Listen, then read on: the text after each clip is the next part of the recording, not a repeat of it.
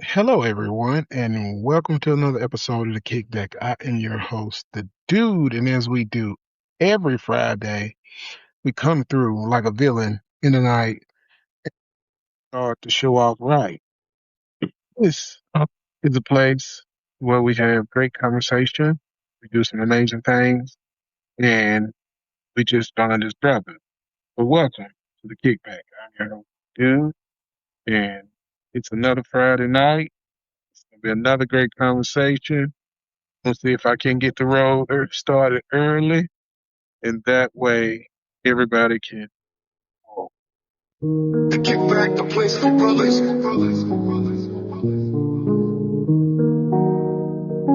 Yeah, yeah, yeah. The kickback, a place for brothers. Yeah, yeah. Kickback, a place for brothers. Yeah, yeah. The kickback, a place for brothers. The kickback, a place for brothers. The kickback, a place for brothers. The kickback, the place for brothers.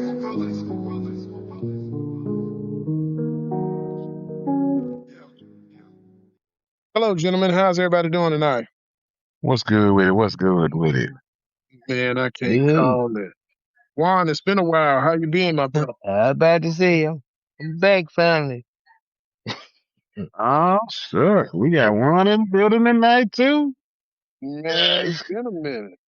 Yeah, Mr. One Liner himself. been rolling, brother. Been rolling. How is how's these last few days been rolling for you? This past month, it's just had some deaths in the family, graduation. It's been rolling. Yeah. Well, my condolences on the death in the family, man. Yeah, thank you. How you been? Yeah. Huh? So how you been? Yeah, I've been tired. Been tired. Understandable. You know, kind of drain you mentally, emotionally, physically. Yeah, You I get it. I totally get it, bro. It is hard trying to deal with everything when it hits you like that. When it comes at you like that, yes, it's hard. It is hard to deal with when everything comes at you like that. That is a lot. That's a lot. Mm. We were just me and Bubba were having a conversation about death earlier today. We were? Yeah. Right. How people respond to death.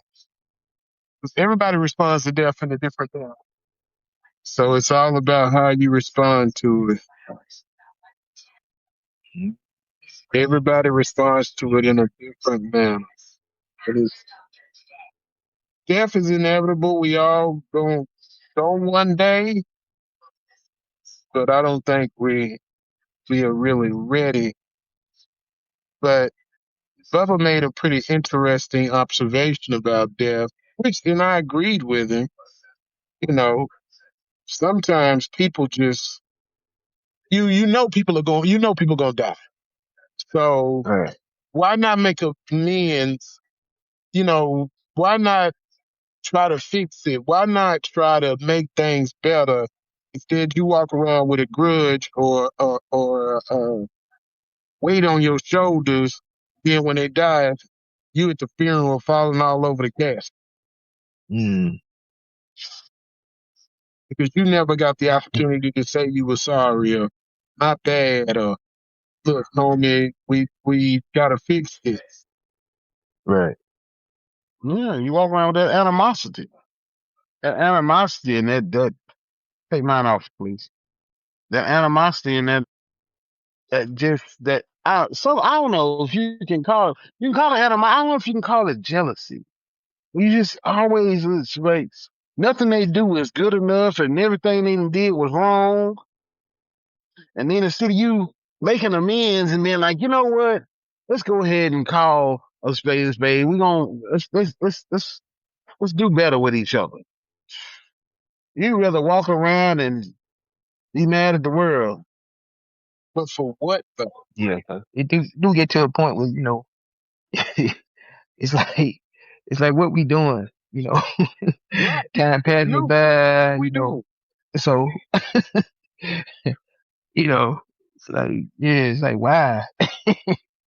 Like what's And, the gain from all that, yeah, and I said that earlier, and I said it earlier. It's like, how you still holding on something from 5 years ago? How you still holding on something from 2 years ago? I guarantee you don't even remember half of what happened. Right. You don't even remember why you mad. You just know you still mad. Oh, Even if you do, it's still your side. oh It's yeah, your point of view.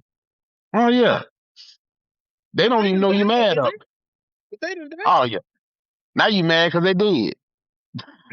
Right.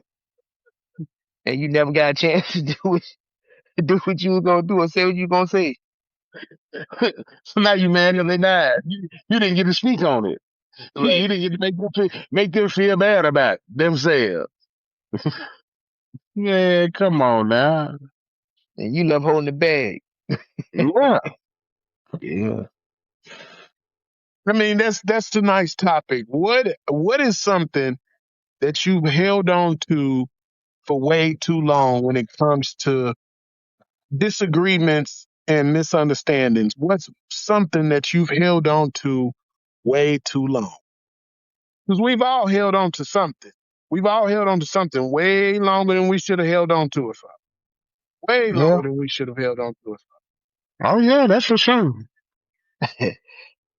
I ain't gonna lie, I'm guilty of it because it's something that is I have a relative I ain't seen in years.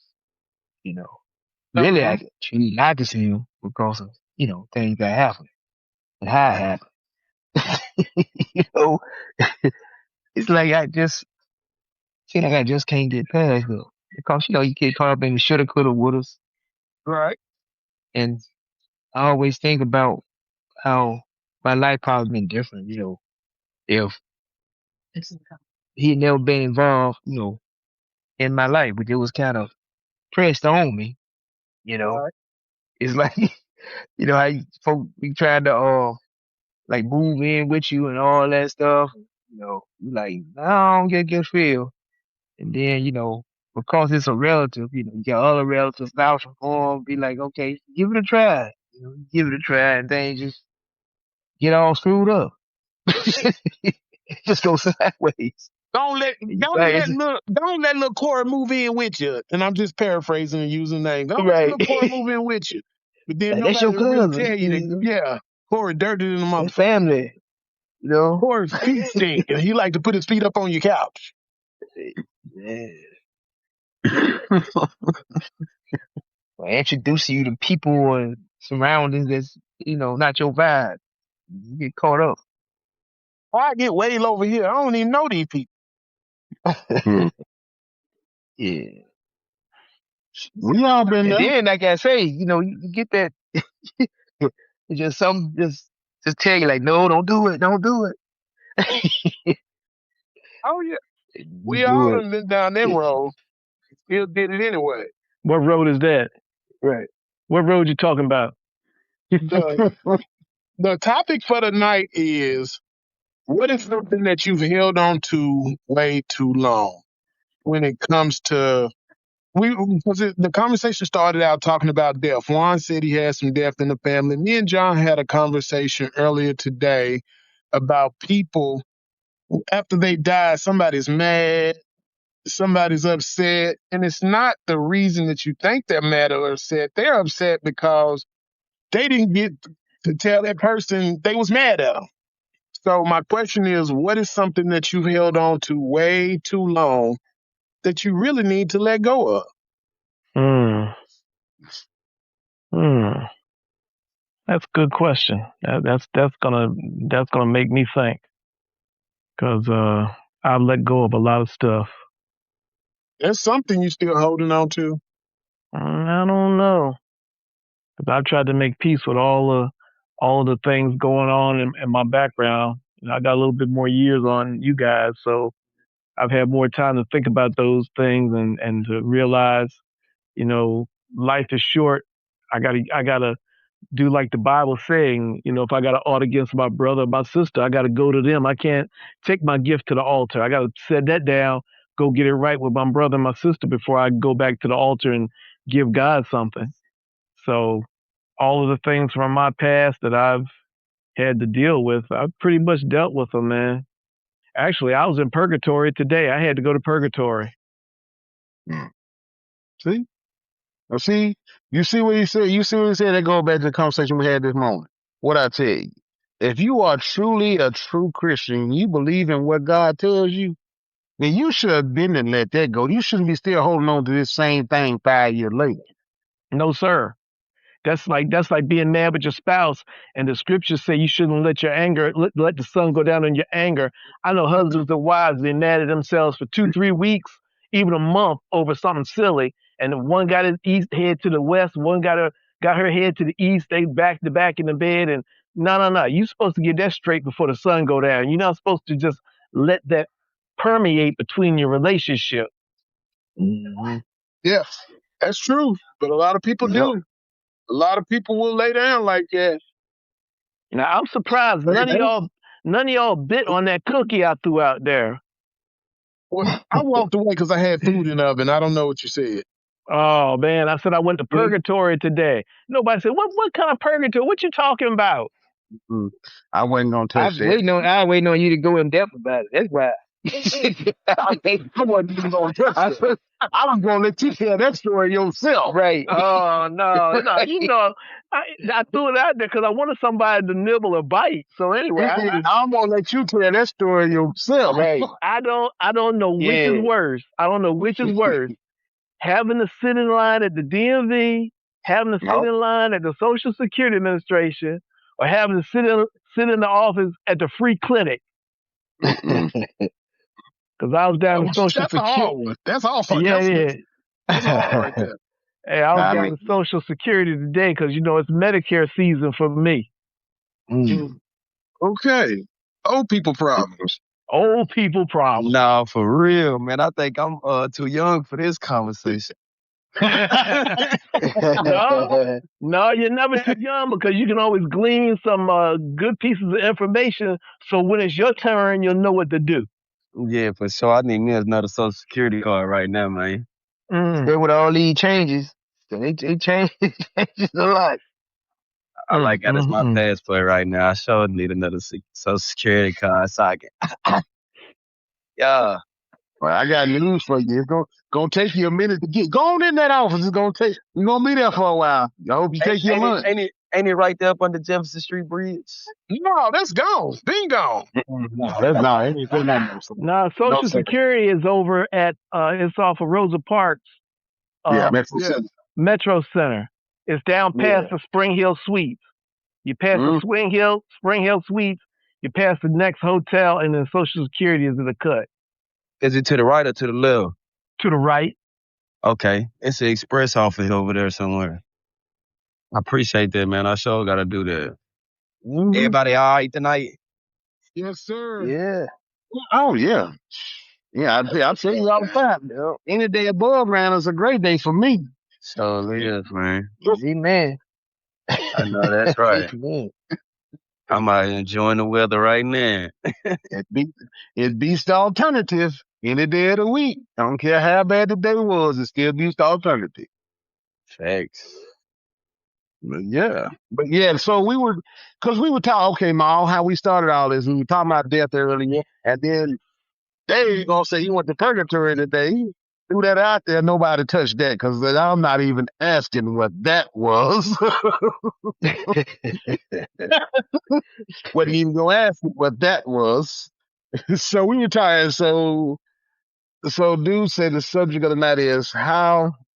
No, it's what in your life? Yeah, what is something in your life that you've held on to for too long? Man, y'all know how we was talking about giving people the benefit of the doubt for the week. Yeah, come on with it. Here we go. Let's ride the wave. Come on with it. Hey man, I ain't gonna say I done gave up on folks or nothing, but In today's time, I definitely like minding my own business, man. You feel me? I try to pray for people's well being, intervene when I can, when the opportunity presents itself. But other than that, I don't need nobody else's business taking up my brain space for real. I'm trying to stay focused on what I got going on so that I can grow in these areas that I'm putting purpose into. You feel me? And getting in other people's business mess up your own business after a while if you're not careful. Yes, sir. Mm-hmm. Yeah. And that's just from me, like, trying to be a good person and always having the best intentions when you're trying to connect and build a relationship. But then, like, you end up having to back up because you see you gave way too much of yourself, whereas it ain't reciprocal.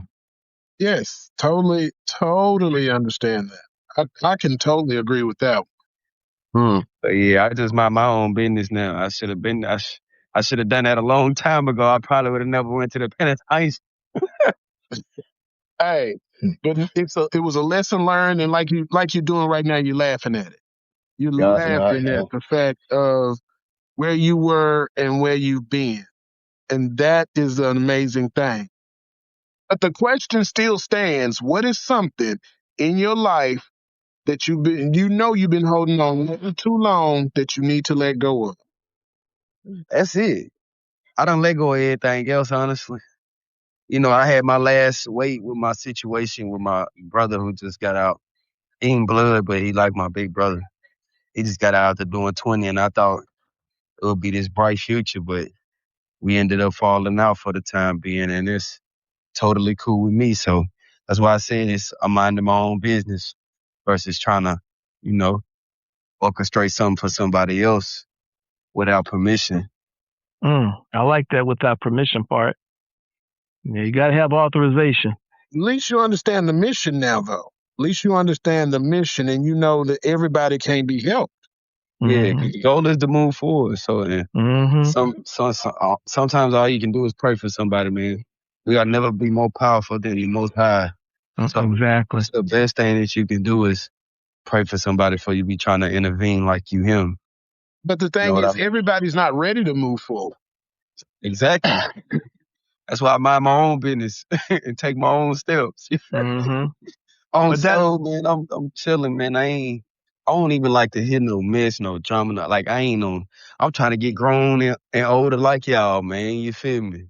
I'm hey trying to Jamari, get but me a the private jet and some stuff like that, man. I ain't trying to be out here getting caught up in somebody else's stuff that ain't got nothing to do with me. Then I be done wasted time. yeah. Hey, but Jamari, You know what? even with your pal that was in the side pocket with you, you got to remember that people come in and out of our lives throughout the balance of our journey, and it's either for a reason, for a season, for a lifetime. And although you and that brother might have been tight in the side pocket, that was for that season. Now that you see that he's out and that click is not there, you two leaned on each other during that season. Yeah. Hey, but Dave, What up there, big Mars? I got a question. I'm just tuning in. I love the question. I would say vices that we know are no good for us, number one, that we Mm. still Yeah. gravitate to because they're self-medicated and Mm-hmm. they make us feel good, at times where we get a moment of peace. But Mm-hmm. other than that, the thing that I've been wrestling with is those people that are in your life for a reason, for a season, and a lifetime, such as your children. Your children come in your life in a season, and they're there for a reason. A lot of us had kids, and it changed our life and helped us get on the right path because Mm-hmm. it frightened us so much that we had another human being that we was responsible for. Yeah, Hold, definitely a motive. It's a motive. hold on, Morris. I want to throw one question into all of that. So when we said all of that, does that also apply to your marriage too? Ooh, that's where I was going It's because I supposed don't to. know. It's supposed to. Divorce But when is an you option, but you're supposed to be locking in for a lifetime, right? you supposed to, and part of what I've been dealing with on my journey is the length of long suffering God dealt with me when I ain't want to listen. I ain't want to hear that. I ain't want to do that. I just wanted to be free to do me. And then I came into another realization that doing me was destructive and Right, not conducive to right. my well-being. Right? So I got to add something to my life and I got to take some stuff out of my life. But now when you tether to a person who you really love and then you come to a new revelation and they still stuck, man, Yeah, yeah, yeah, yeah, yeah. Yeah. You gotta, that's where your grace and your humility come. man, but how much grace is enough? Yeah, Right, I mean, right, you know what I mean? right, I know right. every day is sufficient for the day, but if I can't get no sleep because I'm worried about tomorrow and if it's gonna be enough grace for tomorrow, because I already know this knucklehead gonna act the fool some kind of way. And then I'm not supposed to think like that. We're supposed to always think on these things. So I think on these things, and then the devil show up in the weakest link, man, all the time. Man, And then I wonder, am I the weakest link? Because he keep attacking me. man. Nobody get a burden that they can't bear, man. And Yeah. long as you, whoever you talk to when you alone, it'll help you see yourself through it versus going to the streets. I tell you what, Always try to seek a better path. I like the scripture that says there's a sort of man who looks in the mirror and then walks away and forgets who he is. That's a very powerful scripture to me, and I try to stay grounded on that. I try to remember who I am. I know I got some faults and shortcomings, and I know I've got some maturity. Even at 60, I've got more maturity to do. I'm not done living or growing or learning, but at the end of the day, the path of everybody's path is different, correct? But we walk this journey with certain people. And like Dave, man, when Dave came into my life, y'all just don't know. Dave was a lifesaver. Dave was a lifesaver. Dave might not know, you know. You know that. But Well, you know. dude, I was in the Coast Guard for 30 years, so we used to that. Right. So it was based on your information, your knowledge of being in the military, based on all these different things, man. You just your life experience, and I'm not sure if you're a little bit older than me or whatever, but we brothers, we right there, we peers, and your experience has been different than my experience, but at the same time, we have had some parallel experiences that we can relate to. Exactly. And then just because of your character nature, Dave, because you're a man that listens. And you listen. You know what I'm saying? And you give feedback that's positive. I have never heard you say a negative word to me about my situation or whatever. I've been transparent with you. You've been transparent with me. But you always are an encouraging man. And that's rare to find nowadays, man. You know what I'm Thank you, saying? Morris. I'm saying y'all didn't get my joke about being in the Coast Guard. Coast Guard throws a little lifesaver ring out there. We not we not falling for your jokes, Dave. Exactly what it was. Oh my You don't want God! to follow for your bad jokes today. We not doing Yes. your I bad told jokes I today. told y'all. Look, I'm off my game. I was in purgatory today, so I'm trying to get back. Purgatory, Lord, Jesus. What you do, Dave? I had to go down to the Social Security office today and sit in there and watch the paint dry. Oh well, now you ask which one. Now you ask which one is worse: the free clinic, Social Security office, or the DMV? I think it's the DMV. I don't know, Hey, man. they I done, they don't done, the know. DMV is like Jerry Springer, man. Yeah, it can be. That's It true. can be. I have seen Yeah, some things. yeah. I You're can agree right. with that. The I have DMV seen some things, and crazy. man, that really happened. And you'll be there for hours and don't even get seen. Exactly. Man, Now you walk in the door at 4 o'clock. They want to talk about we close at 5. We ain't seeing no people. What you mean you close at 5? It's closed, baby. You got a whole hour. I got my Yeah, number. you you see all those people you see all them people sitting in there. We got to get to them before 5 o'clock, so we ain't taking nobody else. You ain't taking nobody Got my ticket. Hmm. Got that ticket with that number on it. I know one thing: if ICE want to pick up some folks, they need to sit outside Social Security. Shoot. Man, that place was packed with some Hispanic brothers and sisters and some out of towners. Migo and them. Man, So serious. They can sit outside of DMV too. yeah.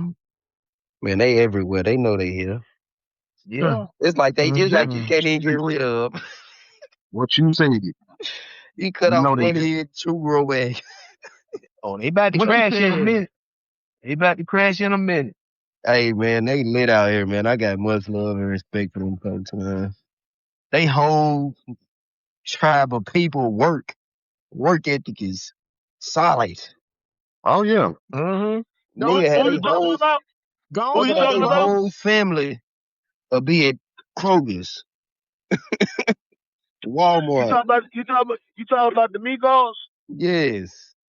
Well, Nigga got their the baby mama on the construction site. hey Yep. man, but look here. But see, they hungry. See, that's what's happening. We fat and obese and lazy anymore. If you really think about it, we did have a legitimate argument in the 60s, 50s, 30s, all that. When like, hey, y'all still treating us like whatever. Now what's happened is we done got some sort of freedom, but we don't see that we not free because everybody ain't got no passport and everybody ain't got no money to go nowhere. So you can't be that free when you Yeah. stuck, right? But we got this, what do you call it? This system entitlement now that we don't have to produce anymore. And I'm Yeah. not saying that that's not, a relative argument based on the production, but where we are now, you, who can carry another? So I applaud them because you know what? Thanks. Look, they be fly, they be showing off their little bodies and everything else too. But you know what? You'll see them with some spandex saying, "The Lord Jesus, I'm in the grocery store, I'm trying to just get some food," and the next day you'll see them with mud all over them, right? With some boots on, still looking cute. But we look at ours today, and they so watch this. They like Vashti almost, man. They all queens. They kings. They Okay. Yeah, All right. be careful now. You gonna make some people mad. We on the air. but y'all remember when Vashti, you know what the king did to Vashti? He was like, oh, you too good to come. They've been partying, I understand, for a whole long time. But Queen, hey, go get that queen and take her out on the couch she laying on and bring me another one. Mm. Mm. See, that Uh, part, I like the way that, you handled that. That was you good. see what I'm saying? Because that's the king's position. Mm. Queen, you can't be no queen without a king. What? Unless your king die and half of them trying to kill us. So now what? well, got to choose All right. wisely. All right. You gonna you gonna make somebody mad. I'm Mm. gonna mute myself right now before I get in any more trouble. Somebody might get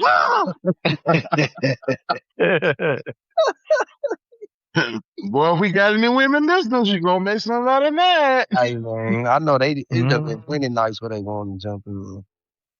Oh Like, girl. Yeah. yeah, I know there's been plenty of nights that really want to jump in for real.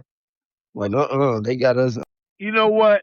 20 years ago, 30 years, almost 30 years ago, my first wife, I remember I got off work early and didn't have she worked days, I worked nights. I got off early, but then didn't have to work that night. So I knew she was working and she had the kids.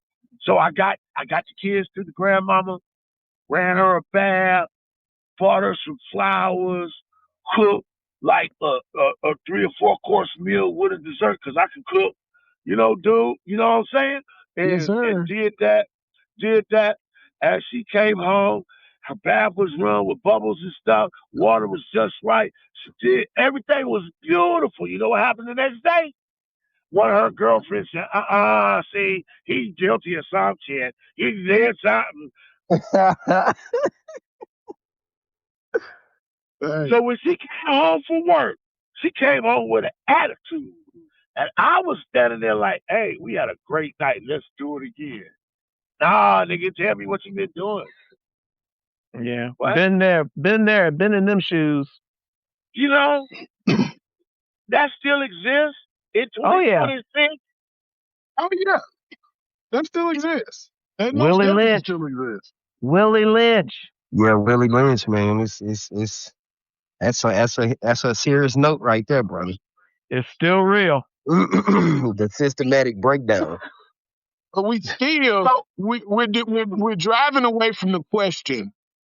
Or are we on the same path as the question? What is something that you've held on for years that you know you need to let go of? Mm. there go that damn people. Hmm. That's a good one. That's a good one. That's a good one. Because we're all holding on to somebody that we should have let go of a long time ago. We're all holding Yeah. on. We're all holding hope that that person is going to get better. They're going to do better. They're going to. Oh, I love that. I love the word hope. We're holding on to a hope.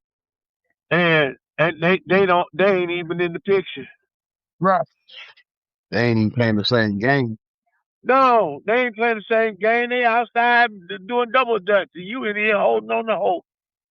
But let me say this too on the topic here. I expressed that I had this situation, with a cousin of mine, and I had attended some funerals, this past month, and while driving or whatever, going to the funeral, whatever, you know, I began thinking to myself, how would I respond or react to this, to my cousin if I happen to run across him, or whatever, or if he tried to, strike up conversation, how would I approach that, you know? And of course, I thought, different scenarios in my head. It's like, would I just snap, or would I, be like a genuine embrace, or forgiveness, or whatever the case may be.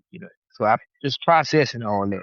That just, I just want to throw that out there that sometimes, you go through phases when you processing things, how you might approach those situations when faced with it. Because sometimes it could be tough, you might spaz out or something, you never know. Holding your composure. Well, brothers, I just came across something that I need your help. So I need y'all to tell me where I'm at in this situation. So my family is not particularly close. My mother and her sisters, they all had different fathers, and they grew up in the 30s and 40s and 50s. Uh, And they're all gone now. They're all passed away. But the cousins, and I'm one of the older cousins now. I'm at the top of the pyramid. But my counterpart from one of my aunties, we weren't. He's older than me, but we weren't particularly close. So when my mother passed away back in 14, they they heard about it. They knew about it. They didn't tell me they were coming, but they showed up to the service as we were walking out, mm, and so they follow us back to the house. And the first thing out my cousin's mouth is, "Yo, cuz, what you doing with your mama's car?" So at that point, like I said, we weren't particularly close. I was feeling a certain way, being in the military taught me a certain level of responsibility, and they all had their whatever their preconceived thoughts about me were. But I've always been independent. I've always taken care of my family. I've always had whatever I needed. And so he shows up with this hand, got his hand out looking to get stuff. And that kind of pushed me the wrong way. And I told him, I said, look here, partner, you can take that line and roll with it. You know, wherever you've been in Florida doing you, you go on back down there and you do you. I don't need to hear from you ever again. And I was okay with that. And I ain't heard from him. I don't call him. He don't call me. But am I holding on to something or have I let that go? No, you let it go.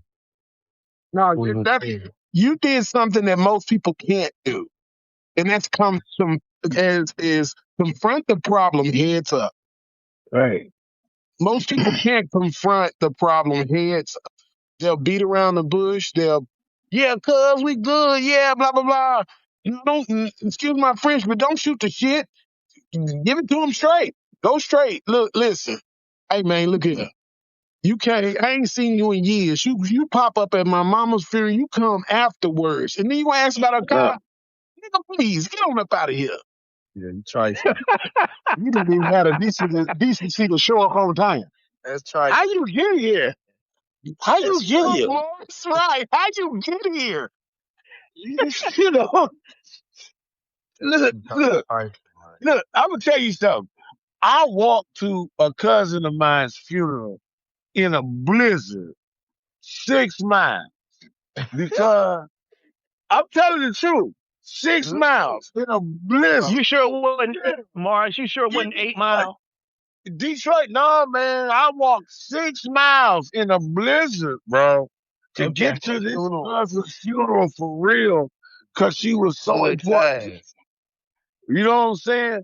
And at the end of the day, I got there, and guess who came late? My daddy, who was supposed to pick me up, and he was there. My goodness. And then he come in talking about it's cold out there. I'm like, man, my feet are. I'm in a suit, man. But I'm an old soldier, and I was so mad. I said, you know what? I'm gonna make it to this funeral. This nigga that came late to pick me up, I'm gonna make it to the funeral, and I walked. Cause he was supposed to be there when I knew when he didn't show up, when he said he was going, I figured he wasn't gonna show up, man. Now that was holding on to hope too. But Rest in I peace, realized, man. I mean, God bless his soul. I'm just saying, I knew when he said, I'll be there at 7 o'clock. And then What he say, Boris? yeah, I'll be there at 7 o'clock. You know, so we gonna go get some breakfast and chop it up. Then we're gonna go to the funeral. Hey, Yeah, man. at 8:30, I'm like, man, the funeral starts at noon. At 8:30, I start walking, man. Boris got me And crying over here. I'm telling you, man. He said, I'll be there And then, at 7 o'clock. after that 7 o'clock, we gonna go get some breakfast, chop nuts, man. Like, okay, I'm up dressed. I'm like a little kid, man. It hurt when you believe in it, don't it? Oh, You believe that, nigga, man. I believe that nigga that day, man. I said, my daddy gonna come pick me up. We gonna go to a funeral. I'm Or too we gonna goddamn, eat man. breakfast. I'm through for the night, man. Man, Yeah, crazy, yeah, man. that part, man. You know, but I held on to him till he died, man. Woo, man. You made me I drop a tear did. tonight. You remind me of my pops, man. It's funny, man. They was just cold, old. They was old cold pieces, man. They didn't care. They was raw. What You we know, talking about that a couple weeks ago too though, Papa with Rolling Stone.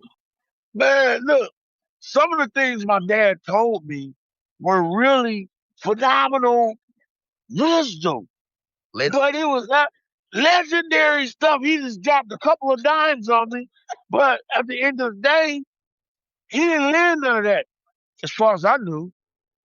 You feel me? Because I didn't see it. I didn't see it, but he dropped them dimes on me. And then I tried to apply them, but it was just, I don't know, man. I don't know. You know, we did have a relationship at the year, but it was so much time, man, that we could have had where he was just being the Rolling Stone. You know, he was being Slick Rick. You know, you know. Yeah. But like you said, the question was, what are we holding on to? I think we're supposed to hold on to a certain hope. I think we're supposed to hold on to a certain faith. But what's that? What's that? What you say, Dave, a while back? You said there's a difference between a good idea and a God idea. And I think some of our good ideas we need to let go of because they ain't doing nothing for us. You said something already. You said something already, Mark. I mean, Mark. Mark Morris. You said something already, Morris, that we hold on to, that everybody holds on to a lot of, and that's hope. We hope that the world gonna change, and it ain't changed yet. We hold on to hope. We can beat that horse all night long, man. But the real thing, what he said at the beginning that we thought was funny was the best thing. We hold on to people way too long. And before he came, and I don't know if he was here when we talked about people coming to you. Like, yeah, he was here when we said seasons. People come into our lives for seasons. And sometimes we try to hold on to people, just like Ma was talking about his friend that they was on the inside. We try to hold on to people because we can see the potential in them. But if they can't see the potential in themselves, at some point you have to let them go. Gotta let them go. You got because And I don't have I asked the question earlier. Does that also apply to your marriage? Hey, Dave. Dave, Dave. Yeah. As a Coast Guard, do you get trained, drown yourself trying to save somebody? Mm. Dave. I'm sorry, man. You was breaking up. Say that again. I said, as a Coast Guard, do they train y'all to risk your life trying to save someone else? Like, do they team you to die trying to save somebody? Only in a swimming situation. Yeah, I mean, if you're a rescue swimmer, yeah, if rescue swimmers train specifically on that thing, they jump out of helicopters into the ocean to try and rescue people. But even like general boot camp, when you learn in your swim test, I don't know if they still teach it today, but when I went in, the main thing is if somebody's having a hard time swimming, you can't let them grab you. You got to come up behind them and secure them because they're freaking out. They'll drown you trying to stay up on top of you. So yeah, we definitely trained in that. Now, Dave, I went to JOCC in Fort Sherman, Jungle Obstacle Training Course, right? And in that, our waterborne training was knock them out, man. If they start Sometimes they have to. knock them out. You had to knock them out. And we had the right to knock out a secret officer or anybody because they will try to stand on you like you're the ground in water when they start panicking. So now how do we knock the people out that's trying to stand on us? Oh, okay, I'm good. Man, you need to quit. But hey, Bubba J, I'm gonna answer that question you just threw out there because I'm gonna tell you, my first marriage, I was married at 19, and although I could see the vision, I could see the vision of where I wanted my family to go in 10 years from 19 to 29, and from 17 to 27, we turned into the adults we were going to become. We were kids when we got married. We turned into adults, and we turned into two adults who could not see eye to eye. And then she was an unfaithful adult, so I had to let her walk. Since you want to be in the street with other people, you stay on out there in the street with other people. My second marriage lasted 15 years. It was beautiful. We both loved the Lord, but what I thought was going to be lifetime, I found out it was a season, and she was unable to make any kind of adjustment for me as I was about to retire from the military. She was unable to make the adjustments that I was trying to make. And because of her lack of vision, she just packed up and just left. She left the state. So I'm not gonna fight you to make you to stay with me. If you don't want to be with me, then let the door hit you where the good Lord split you. Yeah. Okay. So she took off, went to another state, and I got papers in the mail. They say what? Let me ask you this: what if she had retroactive emotions? I mean, we Like, had I didn't get married right away after her. I mean, years went by. We had conversations. I talked to her about let's get back together, but she held fast to what she thought she had to do. yeah, So I mean, if I can't make you, I can't fight you. I can't put my hands on you to pull you in my direction. So I gotta let you do you. that's the hard. That's the hard part, Dave. I mean, like It talk is. about the that did that. I mean, that hurt, didn't it? Because you It, wanted to make it work, and you was trying. You was of dedicated, course. committed to it.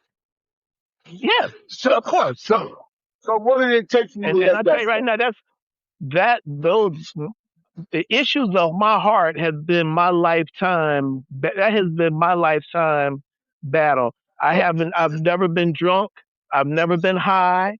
I mean, I had no problem with any of the other things that a lot of people get hung up with. My issues in my journey have always been affairs of the heart, trying to find somebody that would accept me for me and believe in me the same way I believe in them. And it Yeah, took me almost until I was 50 years old to yeah, find somebody that fit that bill. yeah, Yeah. yeah, yeah. Just love me, what was that song Stevie Wonder said? Somebody said to love and be loved in return.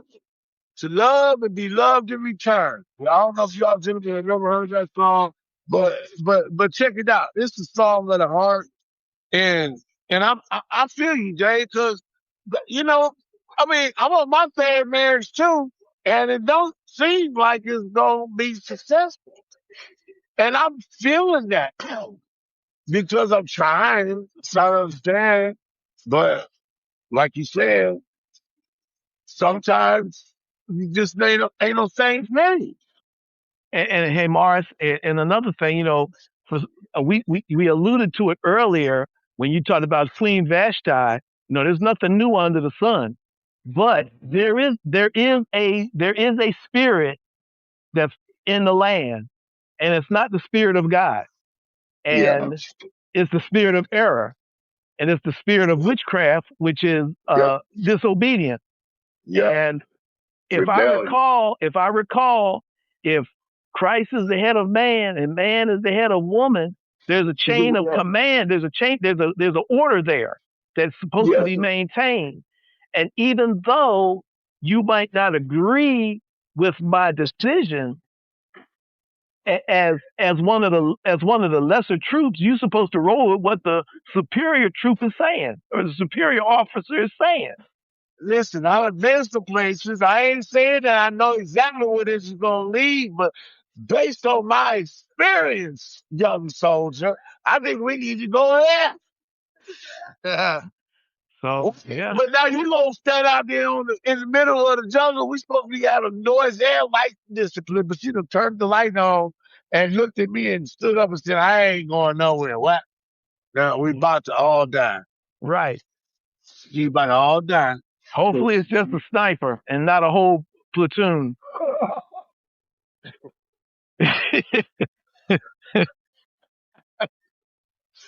And hopefully, since you got the light, he just hit you. Right, exactly. You the one gonna draw the fire. I'm staying quiet and I'm staying dark. See, why you hate me? I had to ask. I had to ask this question: why is it that if Jesus already died for us, why we got to die for these women to prove our love to them? And then after we die, what they gonna do? Find another man who's willing to do the same thing that we did? You heard what I'm saying? Yeah, sometimes sometimes I'll speak for myself. I made a bad choice. I made an unwise decision. I saw the red flag, but I said I hope beyond hope that things would turn around. But I saw the red Right. flag, but I didn't heed the warning of the red flag. So that one Yeah. was on me. Speak on it, truth. That's what a lot of us Yeah. I do. want That is the I truth. Yeah. wanted it. I saw it. I saw it and I wanted it. I was fascinated by the eyes and the thighs and the hips and the lips. I Wanted know. it. Was that the thing? That was for me. And I paid I It paid the was the price. food and not the beauty. I was back day. No, let's just say it. That's real talk. That's real talk. And that's what got us all, a lot of us in trouble. Oof. Huh? Yeah. And you put my whole focus on. I got kids now. That I don't see all the time. Hey, boys. And you know what? That's another issue right there. I don't know who said that, but why do women use children as a pawn in the game of I gotta make you hurt? Why? Because they can, because the system allows them to. And that's messed up. That's messed up. Yeah, yeah, yeah, it is. It Because is. you're not hurting me, you're hurting your child. But because of your small your pettiness, you're hurting your own child by eroding their relationship with their natural father. Yeah. So, The security. man, I don't even want to begin to tell you, but they know my first wife went to the penitentiary. Okay, like 3 months after we got divorced, she was already in, pending when we got divorced. We were supposed to go to friendly court, and we got a court order to go to friendly court. Well, she did say, "Well, I'm not going to try to fight you, and I don't want you trying to fight me, so let's not go." I said, "No, we got a court order. We got to go." I went. She didn't come. I got custody of the kid. And I told the man, I said, I'm a veteran. I got PTSD. I'm dealing with alcoholism, and I got a cocaine problem. But I'm in treatment. I'm doing what I'm supposed to do. I joined the church and trying to get my faith back and all of that. And you know what they told me? They said, because you showed up for your kid and your wife didn't, it speaks volumes against her as a mother. And for you to be this transparent with us, they gave me, we had joint custody, but I had outright custody right there. They was going to monitor me. I had to keep on doing what I was doing, but you see what I'm saying? Now, this is the crazy part. My oldest daughter was about to have her period. I ain't know nothing about that. And I lost my house because of 9/11. For real. Yeah. My attorney was supposed to be in the court stopping the foreclosure. He was in there on September 11th, and they closed all the courts, and they sold my house to the VA on September the 12th in the county court after the Detroit court didn't open until the 13th. All that being said, I had to give custody guardianship to my mother, and then came the I stole this. I was irresponsible because I didn't. I'm homeless with two daughters. What you want me to do? Mama, Right. thank you, Jesus. I had my mama then. You know what I'm saying? But then I got cursed, and they left then because I was considered incapable. No, I just wasn't gonna have my two girls on the street. Yeah. Yeah. That part. Yep. Sometimes we make those hard choices, man, and it hurts us to our heart, but we know we're doing what's the best. Yeah, but I tell you what, man, it's not too many movies that break me down. But when I sat in that movie theater and watched the Pursuit of Happiness, man, it busted my oh heart yeah, wide. oh yeah, oh yeah. What I that? was in there crying. I was ugly crying in the movie theater. Oh, yeah, what you said? Man, that is a real father movie right there, man. If you they're tearing you up right there, man. They're tearing you up. Yeah. Yeah. Did you all ever see Yeah. the My first wife left me. I was in that same kind of position as in the movie Pursuit of Happiness with my oldest son. And man, that thing that it just it the people was I was crying so bad. The people was watching me. They started watching the movie. I was back there boo-hooing like the world was coming to an end, and I was Oh fighting no, hard man. not to make too much noise. But man, they was coming up handing me handkerchiefs and patting me and stuff. I was like, Are you all right? movie. Hey, Right, exactly. I actually had to get up and walk out. I made too much noise. I had to leave them so they could have peace. Wow. That's real, dude. That's real, bro. Now, did you all see the forge? Yes. Mm. That would have me cry. hey, what's the guy's name that play radio? Cuba Gooding, Cuba Gooding Jr. Have y'all seen that movie where he's a deep sea diver? yeah, yeah. That's a true story. My pops raised me. In That's a true story. He's the first black deep sea diver for the Navy, and he lost his leg. Men of Honor. Yeah, medal on. Cookie! Get up, Cookie! I was mad at Robert De Niro for the head. I was trying on that one too. Yeah, that one. Had you mad at Robert Duvall and he didn't even do nothing but play the part. I Mhm. know, I know. I ain't like he call him Cookie. I'm stupid, y'all. I mean, like, who you call it Cookie? You know? I had a chance to hear that. I had a chance to actually hear that man speak in Norfolk, Virginia. Oh, wow. Oh, wow. What was that like? The actual diver, man. That was a bad boy right there. He was a serious. That was a man's man right there. That was a bad boy right there. Yeah, yeah, yeah, yeah. Have you ever met David Goggins? Oh man, but man, that boy's book is amazing. His story is amazing. Yeah, yeah, That's another man's man for you right there. yeah, David Goggins, man. I'm like, I haven't even finished the book, Dave. I started reading, it was like, it started challenging me. I ain't even get into the book good. I was mad at myself. You know what I'm saying? I know what you're saying because that makes you look in the mirror. His book makes you look in the mirror and look and review some of the choices you made in your life. And then you said, man, I should have what book went is this? I went left, I should have went right. What book is this? David Goggins. He's the only black man who's gone through every special force and every military branch. Okay. So, what? Wait, wait, no, man, this junkie is dangerous, man. I'm just saying. He beyond dangerous. But how he started was he was low, man. He was real low. Yeah, And the name of the book is You Can't Hurt Me. yeah, that right there. Called You Can't Hurt Me? Yeah, Can't Hurt Me.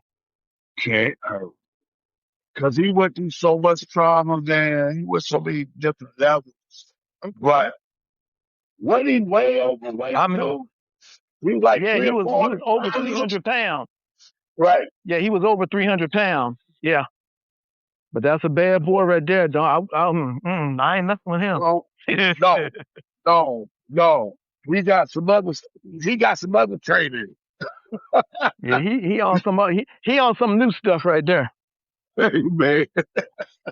I want him on my team when you get. But be on this team, whatever, because he gonna lead the way for real. Let's This joker, let's dive yeah, into what y'all said. The book made you look at yourself and think about some of the decisions you've made. That's the reason why I asked the question. What is something that you've been holding on for way too long that you need to let go? Because that question should make you look at your jobs, your relationships, your whatever, and say, okay, what have I been holding on to that I really need to let go?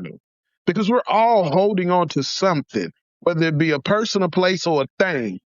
We're all holding on to something that we need to rid ourselves of. Everybody is. It's some habit that you might need and you might not want to tell nobody. That's fine. Because everybody's got a closet. I believe this wholeheartedly. Everybody has a closet.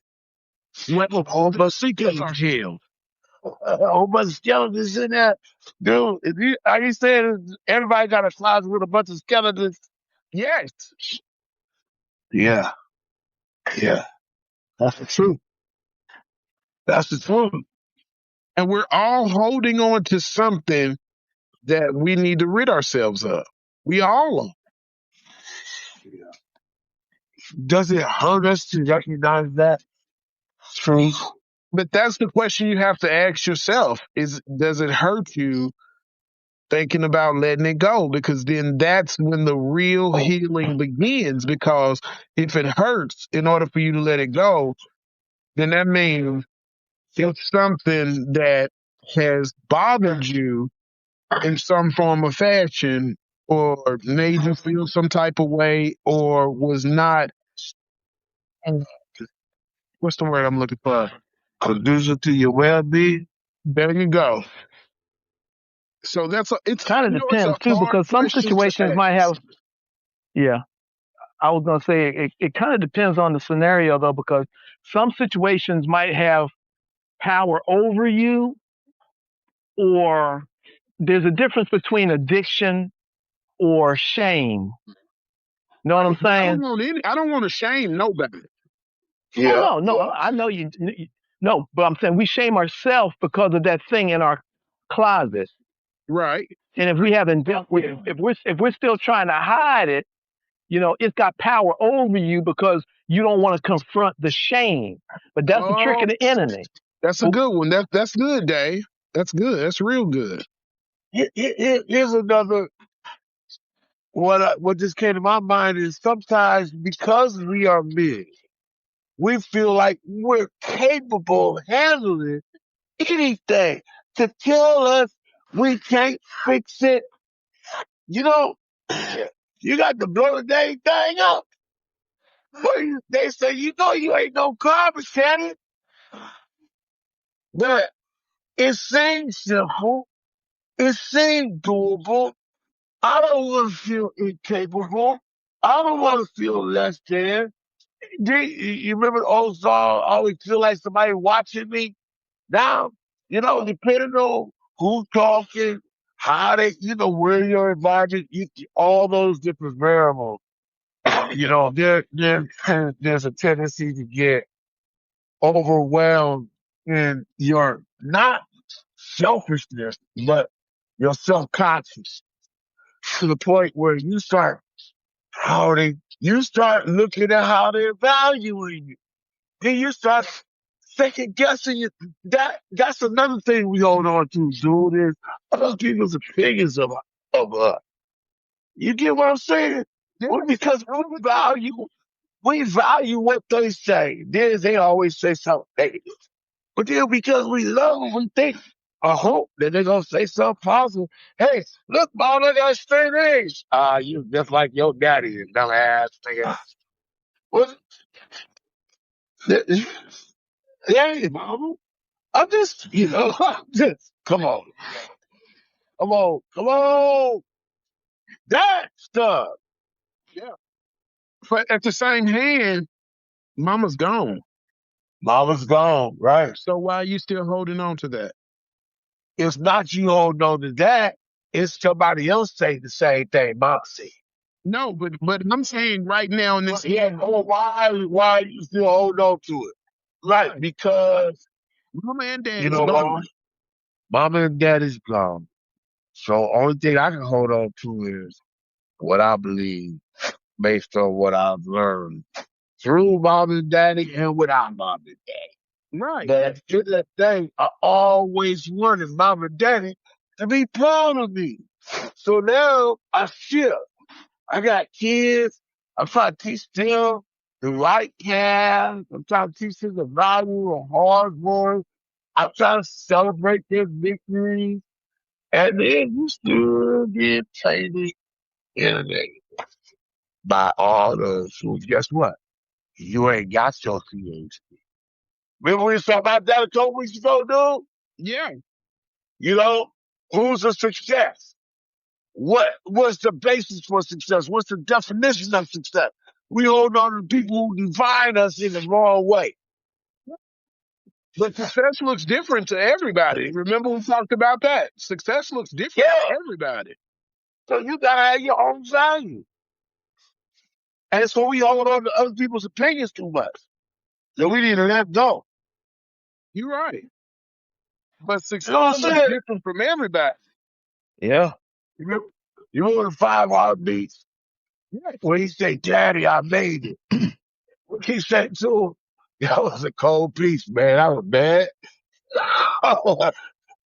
You ain't, cause I ain't. Right. Right? I was like, oh, you know, I was mad. I wanted to see, Dave, I wanted to be rebellious as a child against my father. I did. And my daddy never said that to me. But I, I, I felt like that was my daddy. Reason being, cause Philly never really supported me on anything. He was always there when I graduated something. Thank you. Which I guess was celebratory is. You know, I had to even do it. So. But I'm just saying, you know, I mean, how do y'all feel about that? Do y'all have that experience? Yes. I get Most it. definitely. But My father wasn't there for nothing for me. Right. He never saw nothing. He was never at nothing. Yeah. So no, I had to. I didn't have an actual. I had to find that mentor, that person to mentor me from somebody else because the father role was absent for me. I get that. Likewise. That's that bitter pill. Because and even as men today, and we have acquired some level of success based on how we define success, because we know we could have been and we're not. So that's the success, Yeah. right? I looked at it like this: if if if the guy that was supposed to be there to show me the way didn't show up, then I've got to figure out my way. And then I said, I'm going to show my son the way. I'm gonna start it up because I didn't Right, inherit nothing. So now I got to start it up so I can hand something down.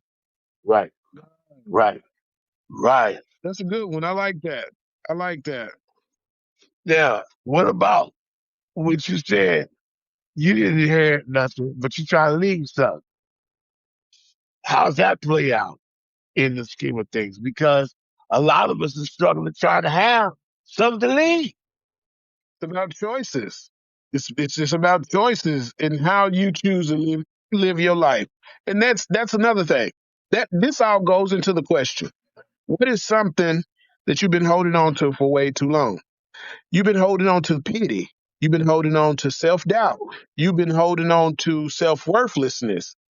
You've been holding on to all these things. That's the reason why a lot of us aren't successful is because we're number one, we're afraid of success because we've never seen success in our lives. A lot of us are afraid of it. We all on the shooters. Right. So fear is what's keeping you in the place you're in. Fear is what has you in a relationship. Fear is what has you at a job for so long. Fear is what has you, whatever. It keeps you in a place to where you're submissive to whatever it is you're afraid of. It keeps you bound and gagged. I better not quit this job. If I quit this job, I don't know where to live. No, no, no. I had a girlfriend who was in an abusive relationship. I thought I was the best thing that ever happened to her because I really loved her. Her ex-husband had gotten out of the penitentiary after doing 12 years for a manslaughter. She went back to him. I said to my mother, why would she do that? And my mother said, because he's familiar. And you're not. Yep. What I say this morning? What I say this morning, dude? What I say this morning? You look for the same thing. She looking for the same thing, and wondering why things ain't changing. Right. Ooh, that's a wake-up call, man. You end up in the same toxic situation that you started out in, and wonder why things ain't different. Man, a lot of people Truth to can't see me. that. A lot of people cannot see that. A lot of people cannot see that. I just couldn't understand it at the time. Cause my mom said, son, she's scared of you. I said, why? I ain't never done that to her. She said, she knows what he'll do. She don't know what you will do. Mm-hmm. Right, right. You You, should really understand what your you, mother was you saying. position. You know, I was so mad. I was so mad because I thought, listen, we've all heard the term, and I wasn't trying to be Captain Say Nothing, but she was beautiful. We vibed. We had a lot of the same scars and pains and stuff. And I just thought, man, wow, I'd have found the one that I can relate to. Yeah. And she left me and went back to this monster. She had 19 stab wounds on her body from him. I could not understand for my life why would this woman go back to this beat him up on her birthday. More she did something I probably would never do, except for my wife. I'm not doing this.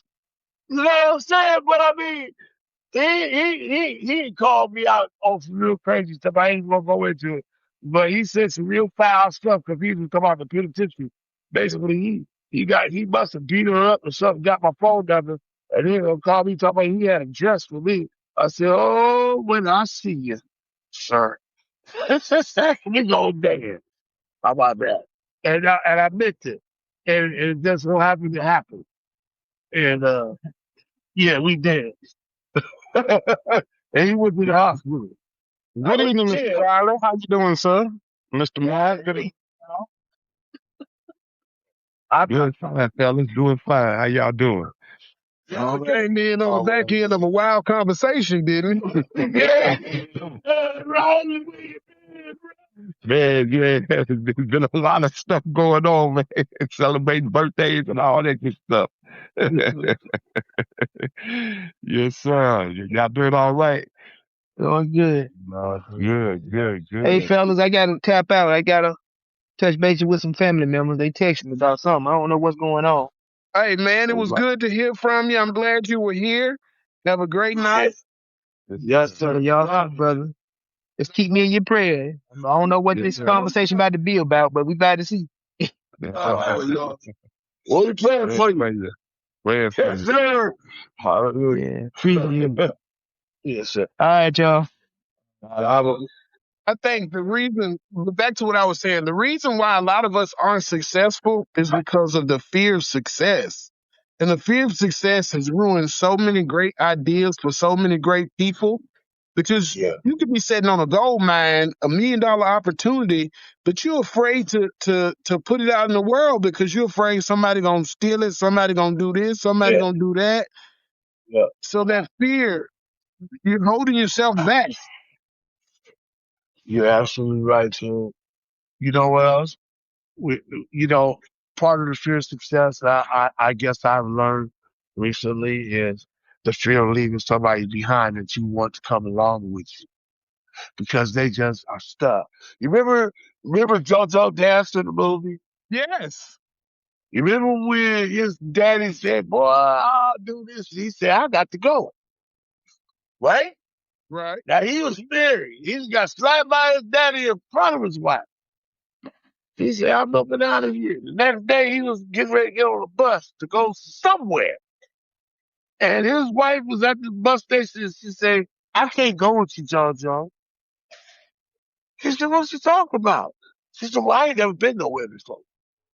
She said, "I ain't been nowhere before either. We can go together." She said, "No, my mom and my daddy here, and I can't go." And in that moment, he had to make a decision about going somewhere or staying with his wife. Right. She didn't want to leave that safety net. That's the biggest thing about the fear. The fear of most people is not wanting to leave a safety net, the comfort zone. That comfort zone, man. Because uncomfortability is a hard thing. but it also brings some joy and some success behind it. Being uncomfortable. Oh, uh, you gotta think it's fear of the unknown. You right? You think it'd be fear of the unknown? Yes, it can be fear of the unknown also. It can be all of that. But at what point do we say, do we throw caution in the wind and say, I'm going to get out here and I'm going to try something different because I don't know what's on the other side? Because a lot of us are choosing to stay in our comfort zones, like I said, and we never make it anywhere. You never make it anywhere. Nothing ever happens with you just setting it. Right. But you know what? Don't do too. If you don't make it, remember the old cliche: have an A plan, B plan, C plan, D plan, and forgive me, the oh shit plan. And what we do is we get an A plan and we wake up in the middle of the night and say it's gonna work. We invest everything into that and then it don't work. And we gotta go back to the drawing board. And you get so tired of starting over, man, to the point where you don't want to dream no more. Really? So, cause it's like, it ain't gonna never. That's that bad luck, slap rock mentality, man. I don't know why. And some people try to push that onto you. That's not where you are. But you can quickly become there. You get in that groove, listen to the wrong people in your ear belt. So you really think you outgrow the season dreaming? I think you can give up on the season of dream. I think as long as you live, you have the capacity and ability to dream, but holding on to the dream, believing in the dream, trying to uh, uh, uh, see the dream come. If the dream is just entertainment or a fantasy, what's you holding on to it for? You see what I'm saying? Why you gonna hold on to something that's not gonna come to pass? And if you're constantly beat down, this part of the problem. You got a lot of these young men just gave up. Why? Now they want to be women? I'm not trying to step on nobody's toes. I'm just saying, well, No, I understand where you're at with the whole situation. No, we're not stepping on anyone's toes. We're simply having a logical debate about life and trying to understand how we got to this point. like, because you asked a question a couple of weeks ago, what happened from the 40s to now, from the 30s to now? I asked that question about 3 days ago. So I asked a woman, I said, what happened to the definition of man? What a man is? Why we got all these different, you know what I'm saying? And why do a lot of the women try to identify as men or say that a man ain't a man? And they said, oh, man, a man. Oh, I said, you know what I'm saying? They was being real ignorant. I said, okay, so, okay, y'all want to go to war? Y'all want to lead soldiers in the battle? It's not that we can. Okay, you looking at Andromeda and all these other crazy movies. Because if it ever comes to you putting on the battlefield vest, being dropped out of helicopter, and leading 100 men into a sure death situation, I I don't know what woman do you know would do it? Hillary Clinton. Who? Right. As much as they talk, I'm just saying who's gonna volunteer to be the first one? See, it's cool to fly a plane, operate a drone. The ground and pound is something different. I'm just saying, like Dave said, it's the spirit. It's the spirit. It's the vast, it's the rebellious spirit that we don't need you and we can do better without you. And if you ain't doing this for me, then But now you don't but have we're no straying away time. from the topic. We're straying away from the topic. We're straying away from the topic. My bad. It's So about we gotta let go of you. that too. Right. Yeah. Right. Gotta let go of that too. You Here's the thing. gotta let go of spirit. pain, pain. You got to let go of some of the pain and the hurt that people have put you through because you'll never move forward if you keep living in it. That's true. That's true. How you Mm. get when it's strong? You got to And figure I out. just got to add in there, dude, what you just said is so true because even though I tell my story about what I've been through, I don't have a problem with either one of my ex-wives. I can talk to them. We can have good conversation. We can sit in the same room. But what we had, that's in the past, and we have to deal with each other for who we are right now. And blessed that one of my I'm blessed that one of my exes lives in Texas, so I don't never get to see her. Right.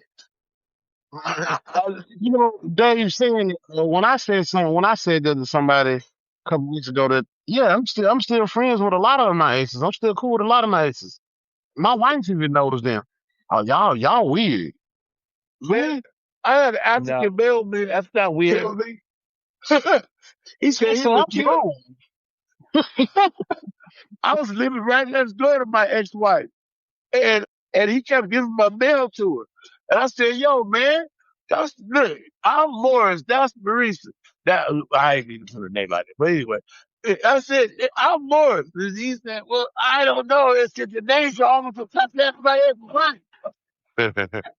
He said, "You live next door to your ex-wife?" I said, "Yeah, man." He said, "That's me. I would kill her."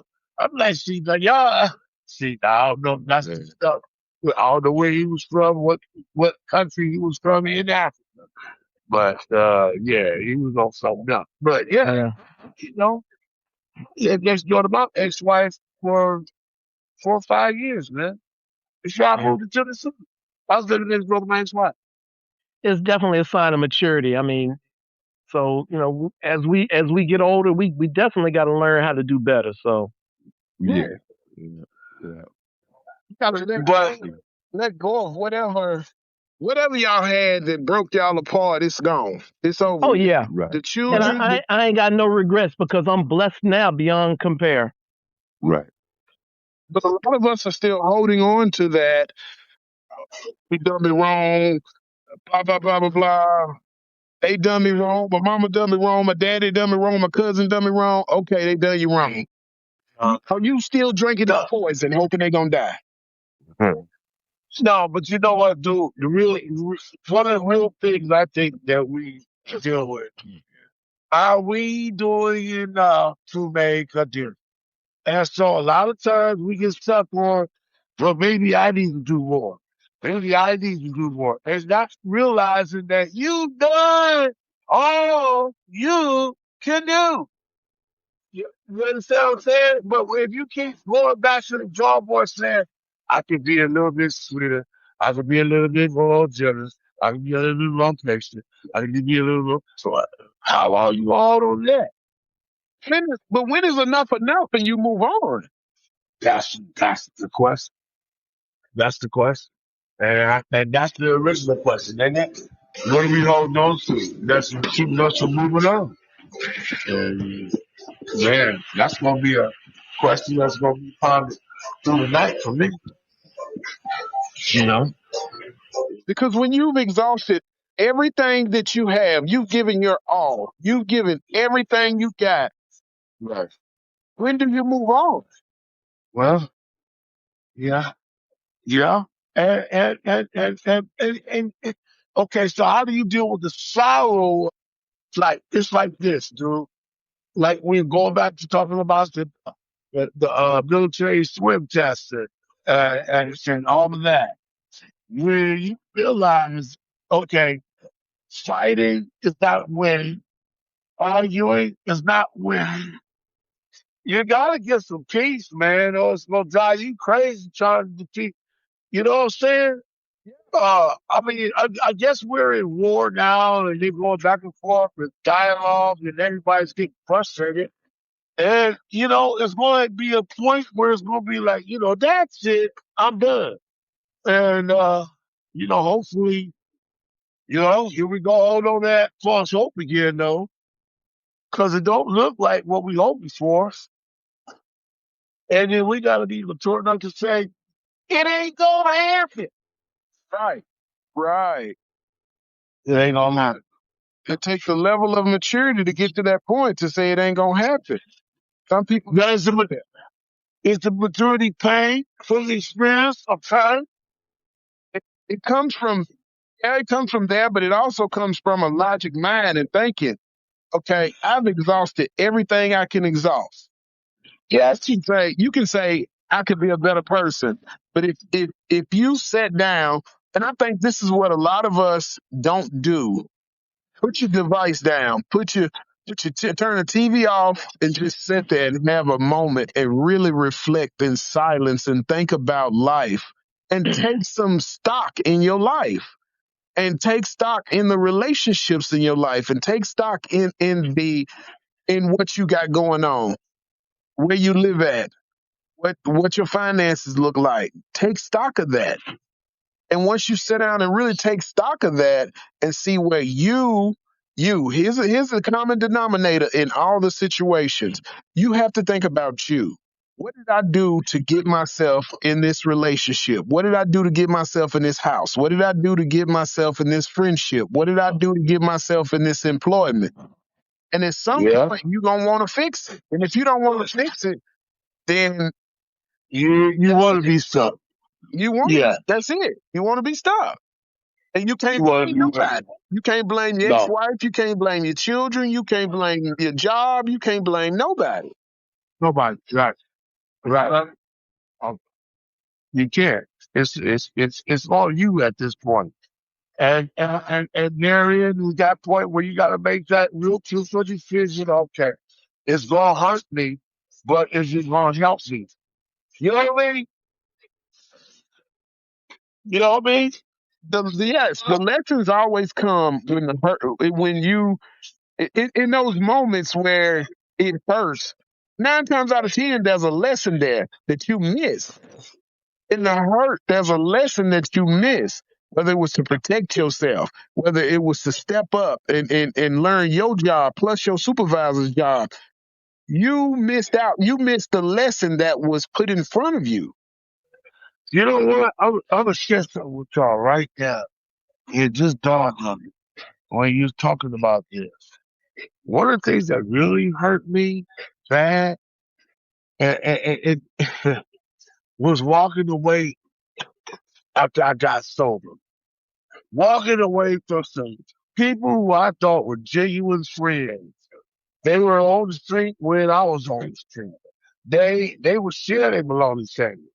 I come home, I get clean, man, and come back to the family, and they're like, you know, something to say. Like I still got a plan. You know, hey, it's 30 years ago. Yeah, but you know what? You did that 30 years ago. Okay, so what did you do in your closet 30 years ago? You nobody see you. I declared mine because I needed help. I said, help me. Then I did the protocol. And so at the end of the day, I'm saying, I'm not holding on to that. I don't care. Like, I got a cousin, like I said, he had a life sentence, but he got out after doing 17 years. And he ain't never been back. And he started 3 businesses. And he's got a family now. And he ain't thinking about going back. Yeah, all his old ways are gone. That's a success. Yes, that's success. They let other folks tell it that ain't got a traffic ticket. You know, you ain't got a traffic ticket. You're a success too. How about? But you can't take mine from me. I don't have to settle. You know what I'm saying? Thank you, Jesus. To me, that's a success. On one hand, but just because, but I got several friends that do, and they ain't got another one. Success. Yes. And you know what I'm saying? I ain't gonna sit up and say, yeah, but I'm better. No, man. Like you said, Drew, everybody got a closet, man. Yes, sir. Everybody's got a closet with secrets in it. Yeah, secret box or something under the floorboard, something, Under the something, floorboard. under the floorboard, man. Come on now. In that cup you holding the game, still blocking the base behind the shelf. I'm just saying, you know. And the crazy part is when it gets exposed, how do you act? You know what I mean? How do you act when it gets exposed? Because you said you didn't have it in the beginning. Now it comes in, everybody sees it. Oh, oops. One of the greatest fears of success I know a lot of people suffer from. What's that? In this era of uncertainty, you see that man and woman, they had 11,000 acres raising cattle. And then wildfires came through Nebraska, and in one day they lost it all. You remember the Enron people? Yeah. One day they lost eight. One couple said, "What are we going to do now? We only have $750,000 in the bank." And everybody around me was like, "What?" I said, "No, y'all missing it. They got $750,000 in the bank when they had 11 million in the bank for 10, 15 years. Right. That's a drastic change. Because they gotta leave they gotta leave their house, they leverage to the hilt, man. Everything's some credit and, you know, investments is wrapped up and you can't take your money out and everything you have is gone. And some of us have been through that before we had a whole lot. Right. So we're better equipped to deal with it if it happens again than those who have a whole lot now, but they ain't never lost nothing. And they proud. You know what I'm saying? Oh yeah, I totally understand what you're saying. So when you walk away from those people, because you got an experience and you say, you know what? I'm done. I can't. Because dragging dead weight is going to make you dead. Right. And see, that's what I'm saying about letting people go. That's what I mean about letting people go. You dragging dead weight. It like Maul was talking about his friend when he got out. You dragging dead weight. Yeah. Yeah. Your friend talking about, hey man, come on, we can set up a new crew and everything, man. We go back to what we was doing. I just did 20 years, man. Right. I didn't do that but 5 years.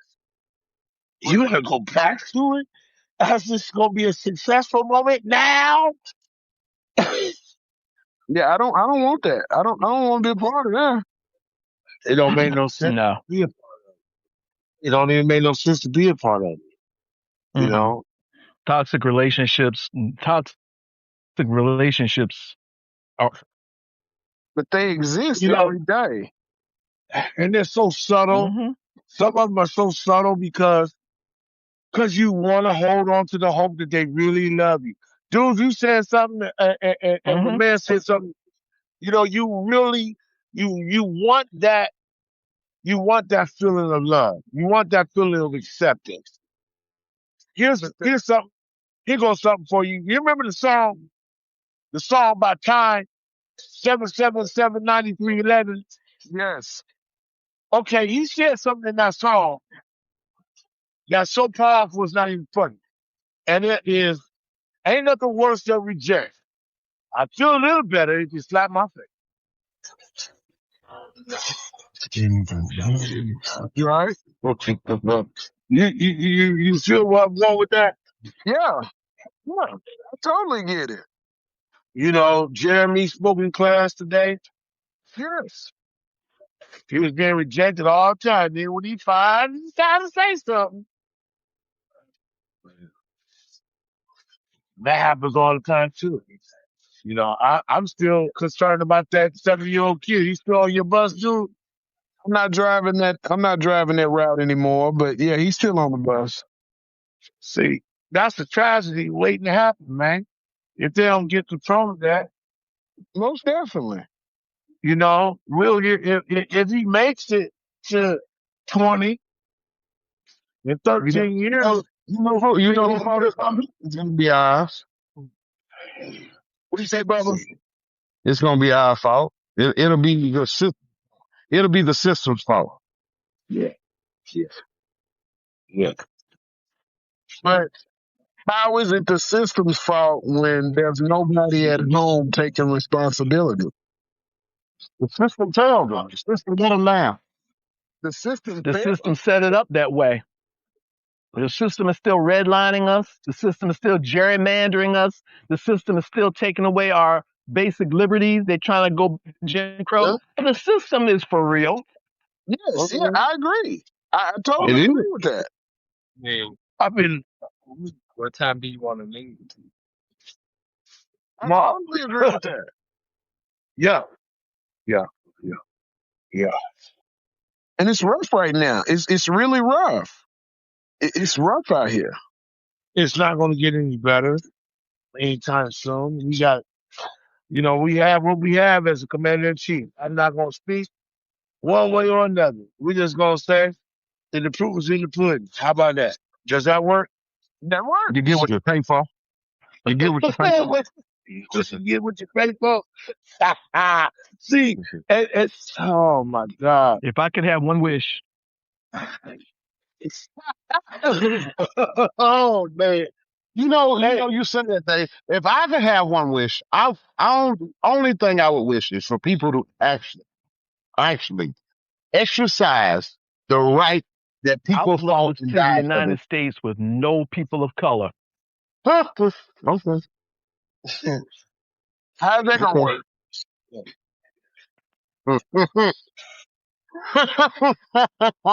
No, that would show them since if there were no people of color in the United States, if the United States was completely 100% Caucasian, Man, European, whatever, the United I would States. love to see where they would be.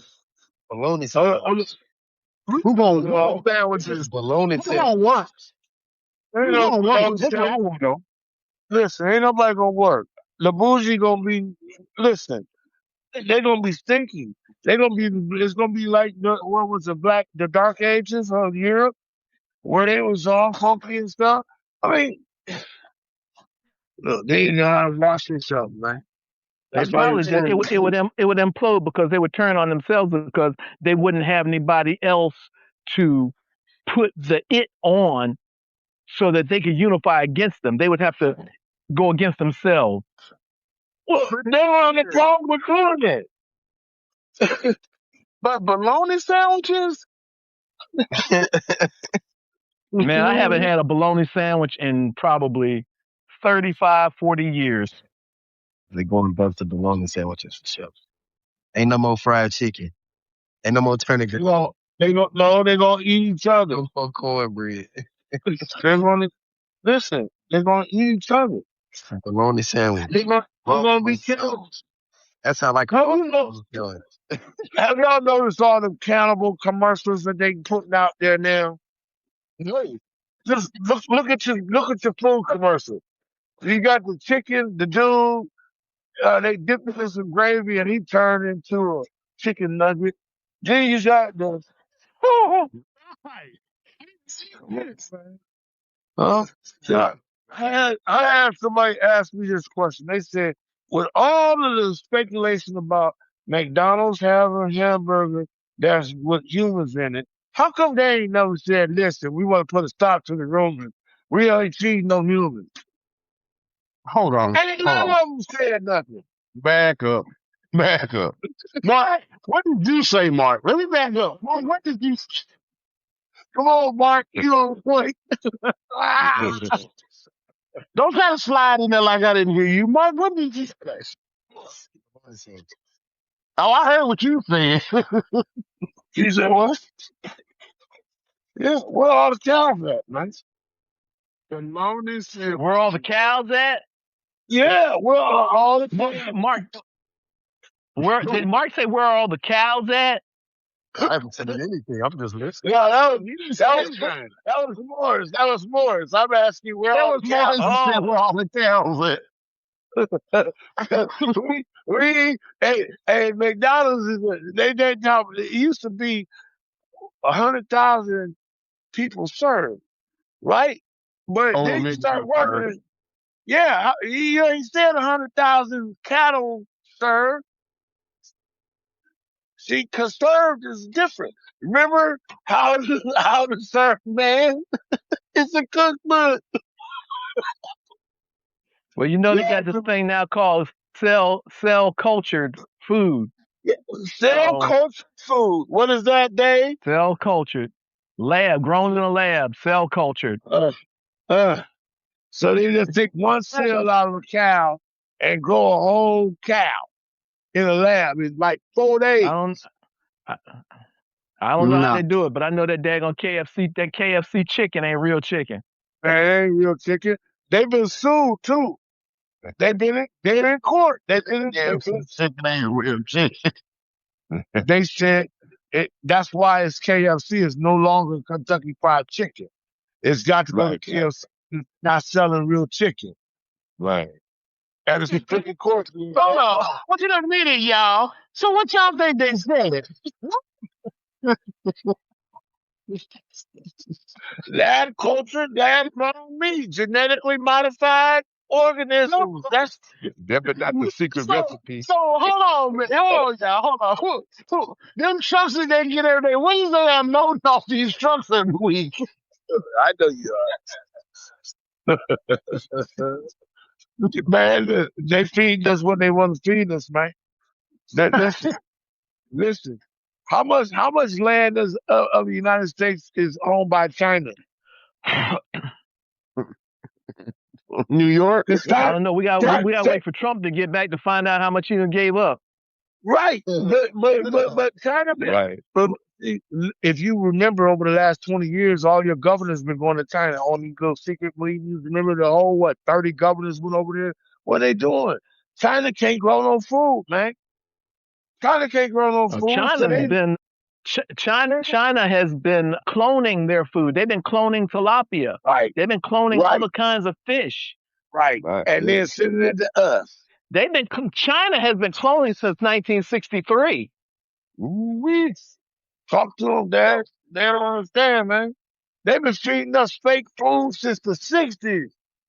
All of your canned goods got. Oh, wait a minute. Oh, back up. They've been feeding y'all fake food since the 60s. They ain't been around that long. All right, John. Hey, young buck. I ain't been around that long. The young buck has spoke. He ain't been around. Y'all have been saying, I ain't been feeding these fake foods since then. Did y'all see the movie Food for the Gods? Did you see the movie Food for the Gods?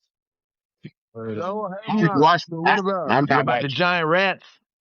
The giant rats, the giant chickens, the giant cows, and then at the end of the movie, a jar would fell in the river and fell down the river to where the cows was feeding, and then they served you they milking the cows, and then the kids drinking the cow's milk, and that's how the movie went off.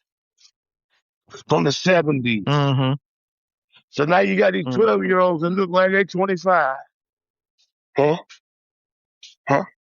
But just let it go. Let it go, Morris. Just let it go. Yeah. Let it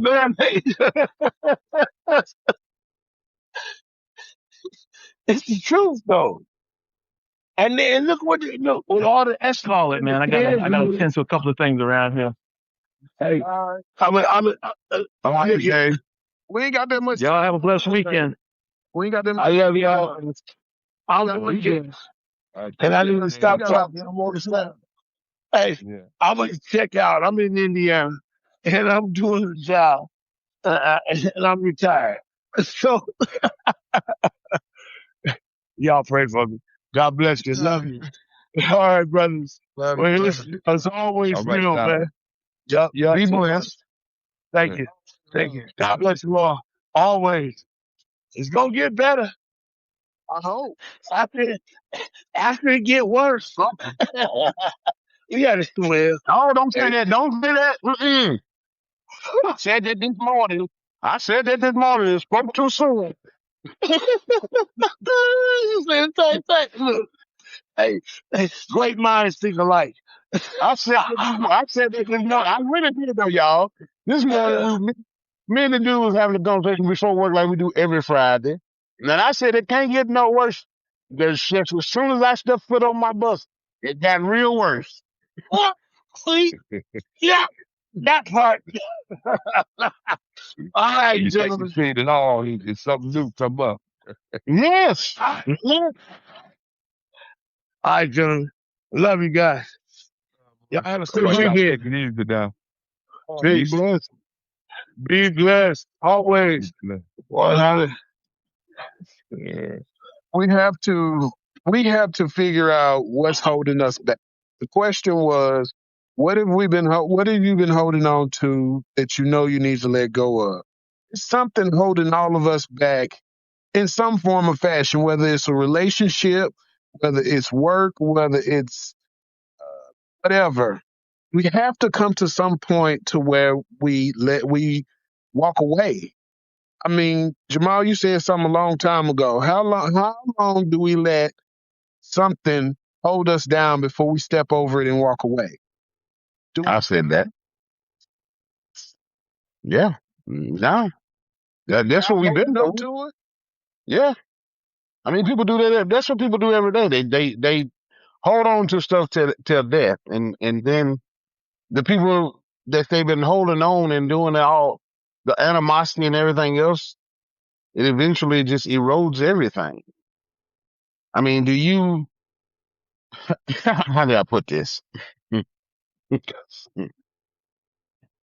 How far am I willing to go for what I really want? How long do you hold on to the animosity or the hurt, quote unquote hurt that somebody impeded on you before you say enough is enough? Because it's like the old saying, you drinking poison hoping they're gonna die. You drinking the poison. They ain't give me that promotion at the job. They don't like me. But what are you doing to get that promotion? Are you working hard enough to me and my wife been fighting all day long. She don't really whatever. But what did you do to try to fix the situation between you and your wife? Are you just gonna let it linger and blame her? That relative you got that just ain't nothing. You know they ain't worth a quarter. You know they ain't worth a quarter. How long do you? I mean, it's like uh, Dave said. It's like I had this cousin. He wasn't about nothing. Wasn't worth nothing. I told him, hey man, go on about your business. You come around here after my mama died, asking about her car, but I ain't seen you in years. But now all of a sudden, here you are asking about my mama's car. Where did you even come from? I haven't seen you in years, but all of a sudden now you pop up out the blue asking about my mama's car. Man, are you serious? Are you stupid or are you dumb?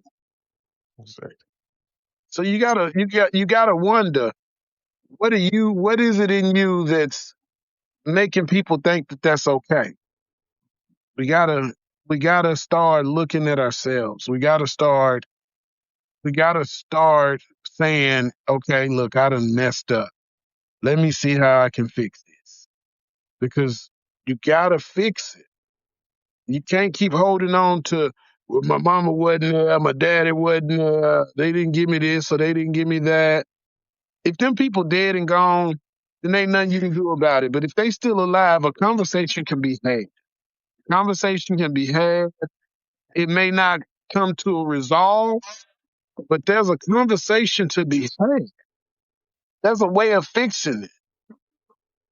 And if you can't fix it, then you do the best you can with what you got. We can't keep torturing ourselves and holding on to, well, they didn't do this or they ain't do that. Okay, they didn't do it. What are we going to do now? Where are we going with this? Because we can't keep just killing ourselves because these people are gone. They ain't here. They're not here. Even if they're not gone, we do it with the people that are still living, and While we're worried about it and stuck on it, they sleeping like babies at home every day. Right. Ain't gave it a second thought. And you still holding on to it. So I mean, hey, I don't know. I've been thinking all night long since the conversation was about what do I need to let go that I've been holding on to for a while. I've been trying to figure out really what I've been holding on to that I really need to just let go. That's what I've been thinking. But it's a real question, and it's something that we all need to ponder on. Maybe it's unanswered questions that keep us there. Yeah, that's a good one, Riley. That's a good one. That's a good one. Unanswered questions. I guess I just need to let go of hope in mankind. Cause I always think the world is gonna be better and it's gonna fix itself. I always think, and you hit me with this all the time. I always think that people cannot continue being this stupid. There's no way people can still walk around being this stupid. And that's the only way we can think of it. You can't keep walking around with being blindfolded and wondering why you keep walking into a wall. But your hands ain't tied, nothing. You just refuse to take the blindfold off because somebody told you not to.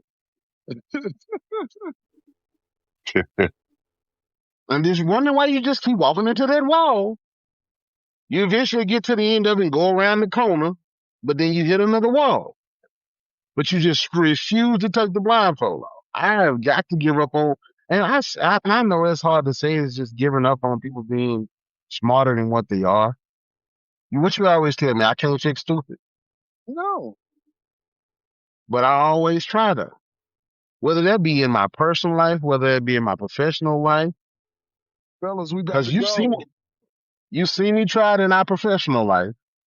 You say that thing, I've tried it in our personal life because we got a brother that I just can't. Yeah, that's what I need to let go of. Fellas, we out. It's about to go off.